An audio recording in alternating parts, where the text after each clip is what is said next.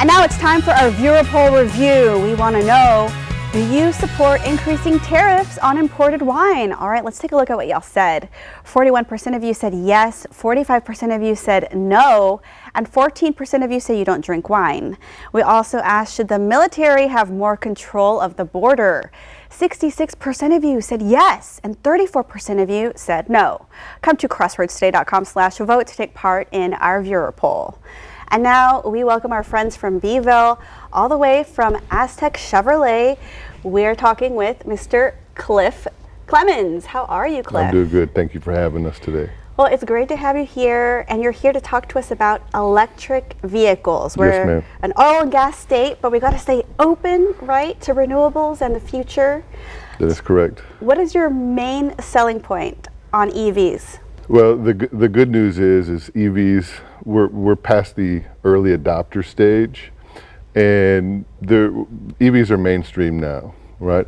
With the biggest fear that most people have had with EVs is range anxiety. Mm-hmm. Well, now the manufacturers and their improvement in technology has EVs anywhere from 250 average miles all the way to very close to 500 these days. 500? And only increasing. Wow, I think the most I can get is like 300 to 400 on my Hyundai Veloster. Yeah. Well, talk to us about what EVs you have on the floor right now in Beeville. Well, we carry all brands, in the Ford family, the Chevrolet and GM, and then also the Stellantis, the Dodge, Chrysler, Jeep, Ram. Ford, for instance, you have the Mach-E, and then the Ford pickup, the Ford Lightning, and then the GM and Chevy. What most people are looking for is the Hummer EV, right? Oh, yeah. And Stellantis offers, several lines from two-door sports cars in the Daytona all the way to the Grand Wagoneer S as well. So we've got a full range there in Beeville.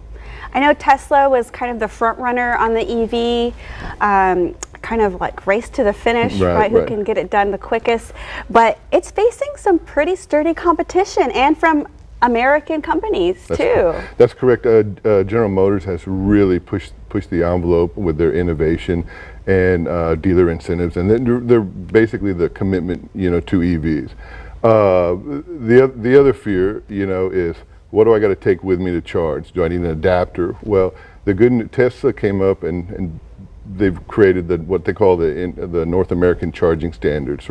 So currently you might have to travel with an adapter or two, but in 2025 and moving forward, everyone is going to be adopting and transitioning over to the North American charging standards. So you don't have to, in the future, near future, you shouldn't have to travel with any adapters. Okay, any adapters. And is this doable for someone living that ranch life? Do you get like a charging station or some sort of source of power installed into your infrastructure there at the ranch? Yeah, the home charging systems that are available have drastically improved with technology, and that comes with a reduction in price as well.